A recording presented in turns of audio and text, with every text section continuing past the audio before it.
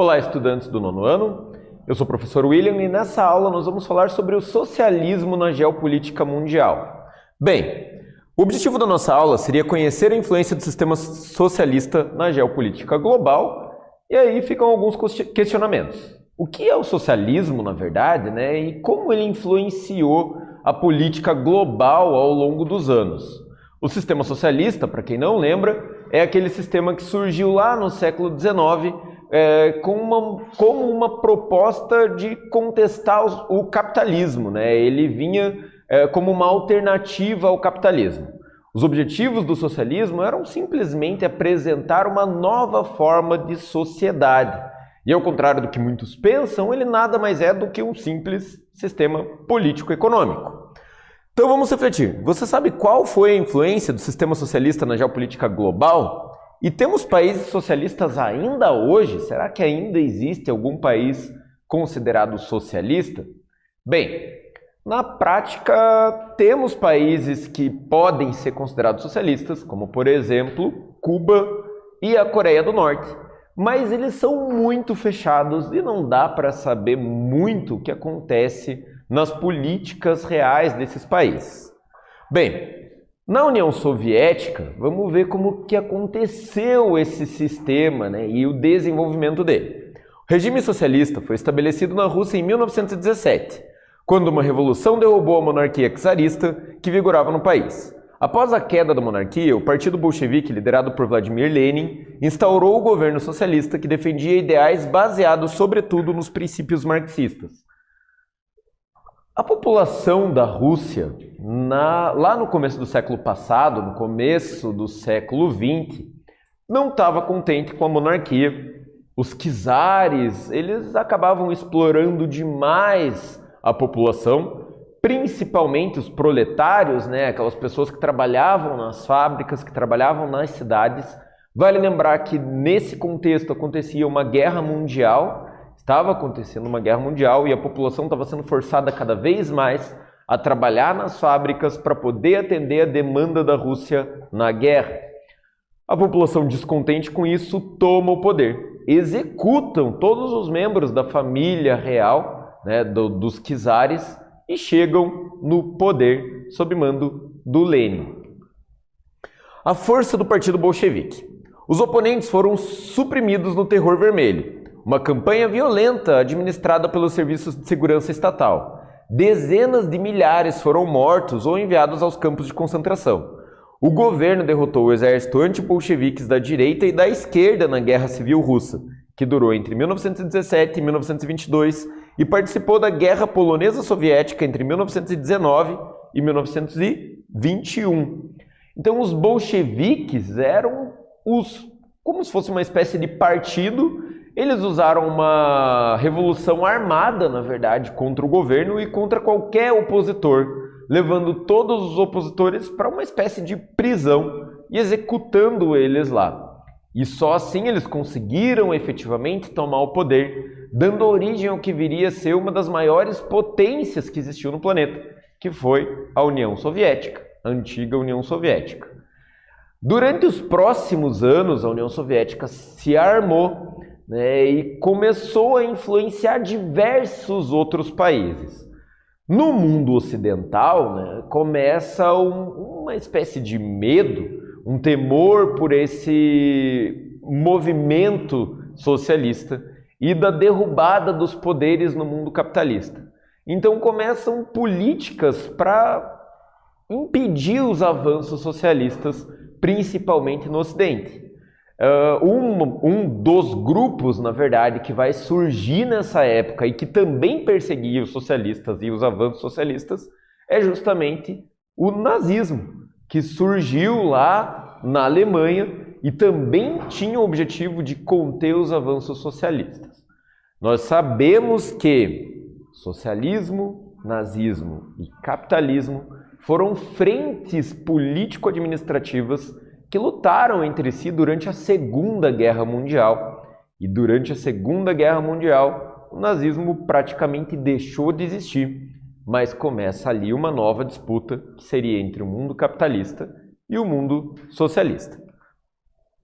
Sobre o stalinismo. Stalinismo é o nome que se dá ao regime totalitário construído por Joseph Stalin na União Soviética entre 1927 e 1953. Membro do Partido Comunista da União Soviética, realizou transformações radicais e impôs um regime de terror que perseguiu minorias e opositores. O regime stalinista conseguiu industrializar a União Soviética, transformando esse país em uma grande potência. Um dos objetivos do Stalin era levar a indústria para todos os lugares dentro da antiga União Soviética. Vale lembrar que a antiga União Soviética era constituída por 15 repúblicas atuais, Ucrânia, Rússia, né, como exemplos, a Geórgia, enfim. Dentre essas repúblicas, elas que eram praticamente muito, como eu posso dizer, quase que feudais antes da introdução do sistema socialista, elas passam por uma rápida industrialização na maior parte dos territórios, principalmente no território asiático também. Com a Segunda Guerra Mundial, os avanços são voltados principalmente no quesito militar. E é exatamente essa política do Stalin, fazer materiais bélicos, né? Ele movimentou muito a indústria bélica durante esses anos. E aí tem um problema. As indústrias no sistema socialista, elas eram indústrias planificadas. O que significa isso? Indústrias controladas e administradas pelo Estado, e todas as pessoas que trabalhavam nelas, teoricamente, teriam os mesmos direitos salariais, independente do cargo que elas executavam. Isso, teoricamente, é muito bacana até, né? Você não tem diferenças dentro das pessoas que trabalham ali. A grande questão é, quando se preocupa muito só com os materiais bélicos, começa a faltar outros setores que o governo deveria ceder para a sociedade. E isso que levou anos depois a União Soviética a acabar ruindo. Vamos para uma primeira atividade.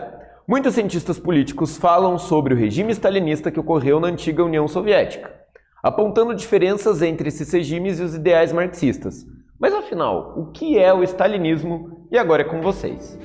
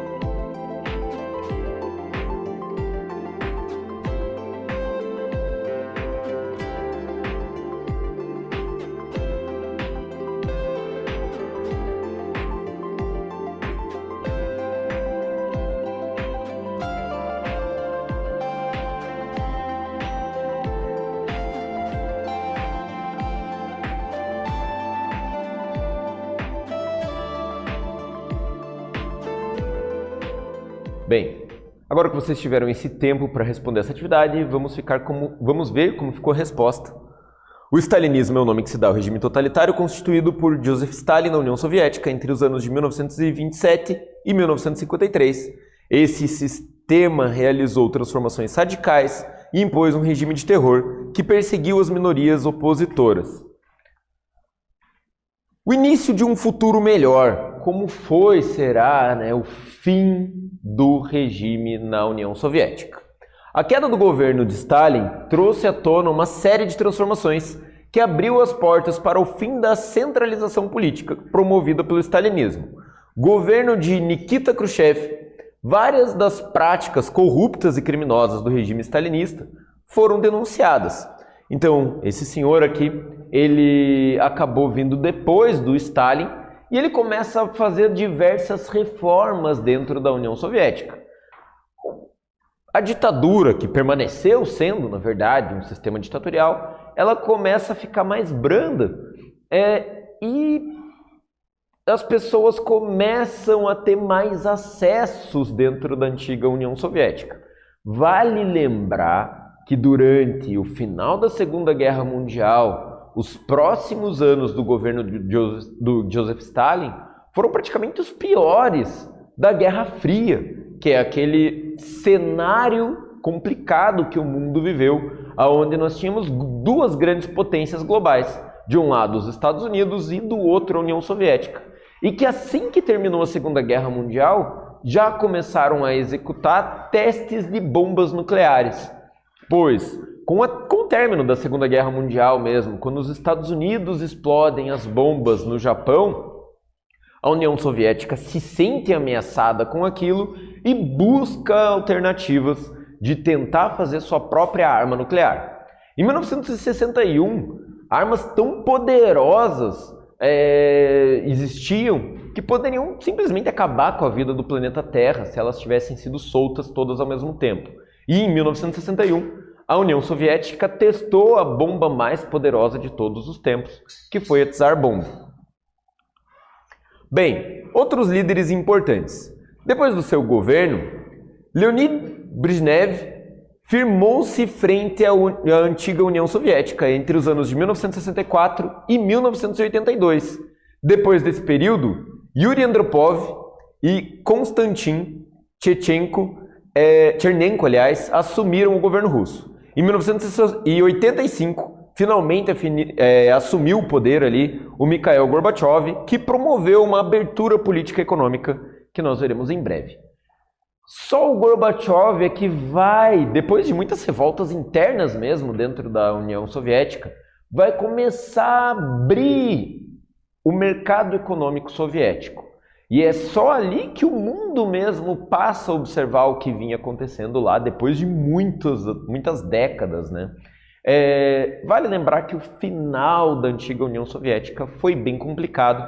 Eles estavam vivendo algumas contradições, como, por exemplo, o acontecido de Chernobyl, que a União Soviética, num primeiro momento, tentou esconder, mas países próximos passaram a observar a grande quantidade de radiação e aí a União Soviética teve que divulgar o que estava acontecendo. Isso gera revoltas populares, geram problemas no país.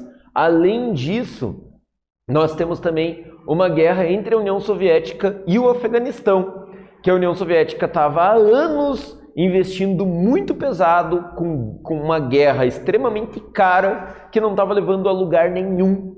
E aí a população também passa a cobrar mais dos governantes, porque começa a faltar serviços básicos para eles, enquanto os materiais bélicos estavam sendo produzidos em larga escala, em uma guerra que não fazia nenhum sentido.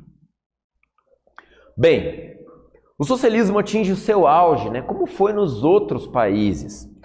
Foi entre o fim da década de 1940, com a Revolução Chinesa, e o final dos anos 70, quando os russos desenvolveram tecnologia para concorrer com os norte-americanos na corrida espacial. Durante esse período, nós tínhamos ali a antiga Iugoslávia, a China e a União Soviética como três potências socialistas. Vale lembrar que a China, durante o regime do Mao Tse-tung, passou por diversos problemas, por uma crise econômica muito grande, milhares de pessoas faleceram durante um período de má administração da China, mas esse momento, se nós pegarmos o mapa do mundo, nós conseguimos ver que grande parte do planeta estava sob administração de regimes socialistas. E durante a antiga União Soviética começa a corrida espacial, né? Existem algumas justificativas para a corrida espacial. Se a gente for pensar na dinâmica de soltar bombas atômicas com aviões, elas eram bastante complicadas. É muito difícil você colocar um avião dentro do território inimigo.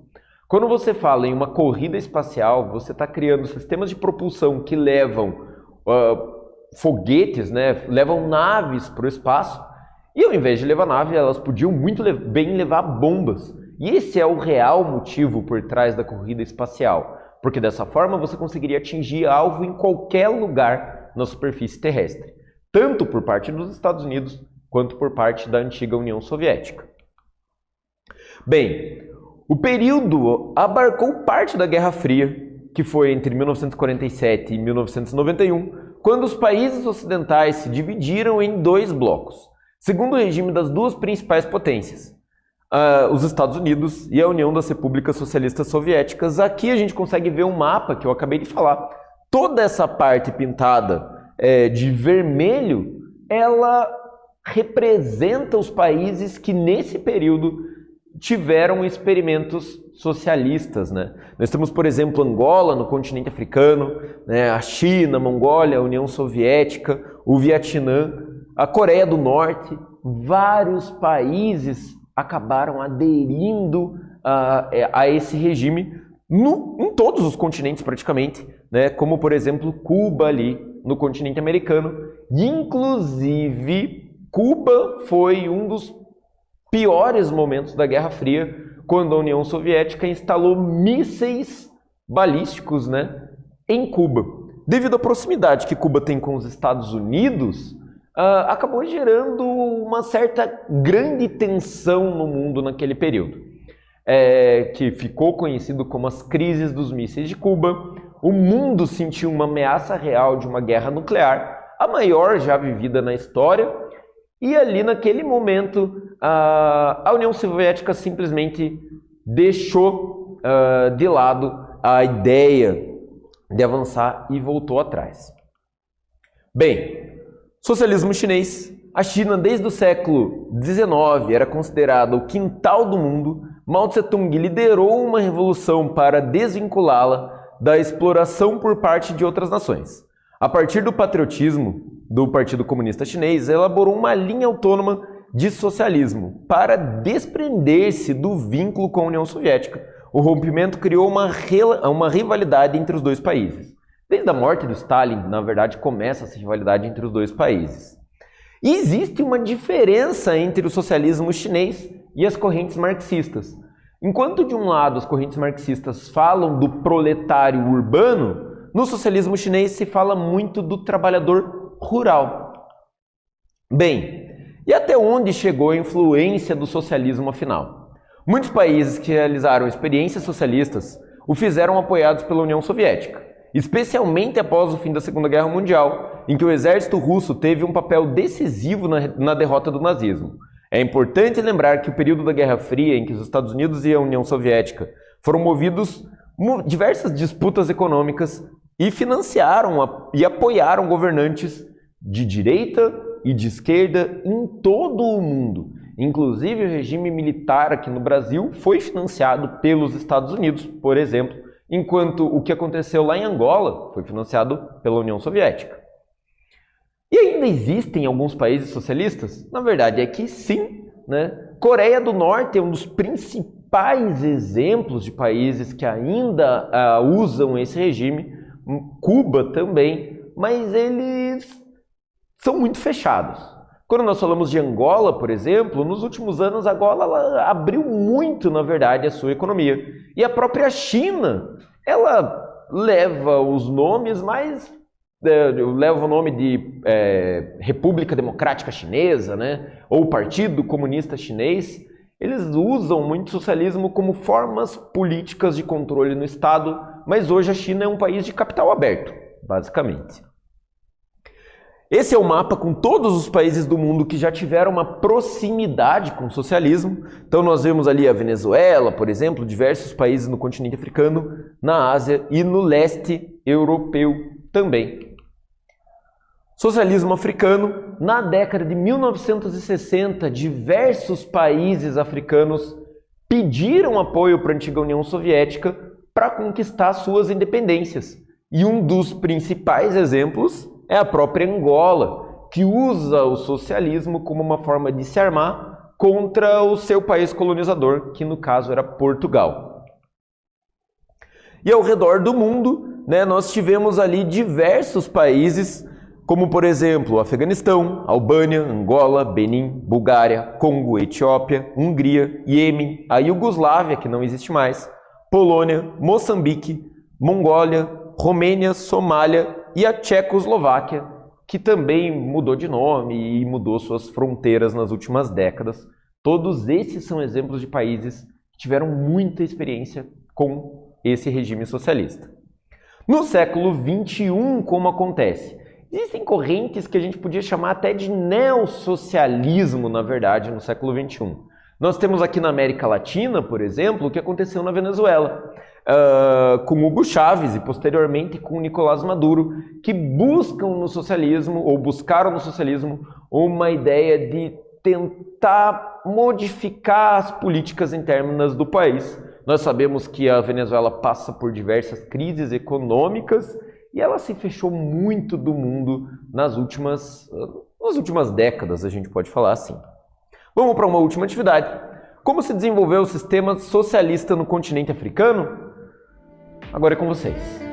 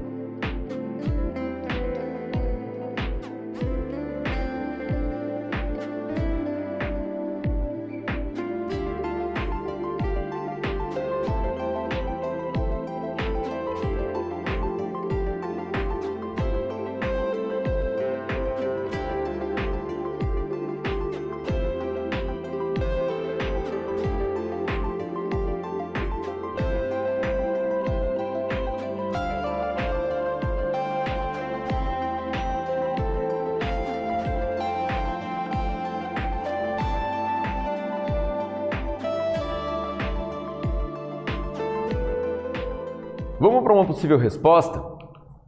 Na década de 1960, alguns países africanos que estavam em processo de independência política das colônias aderiram às ideias socialistas, adaptando-os à história e cultura africanas, num movimento que ficou conhecido como socialismo africano. Bem, nessa aula nós falamos sobre o socialismo no mundo. Eu espero que vocês tenham gostado da aula e até breve.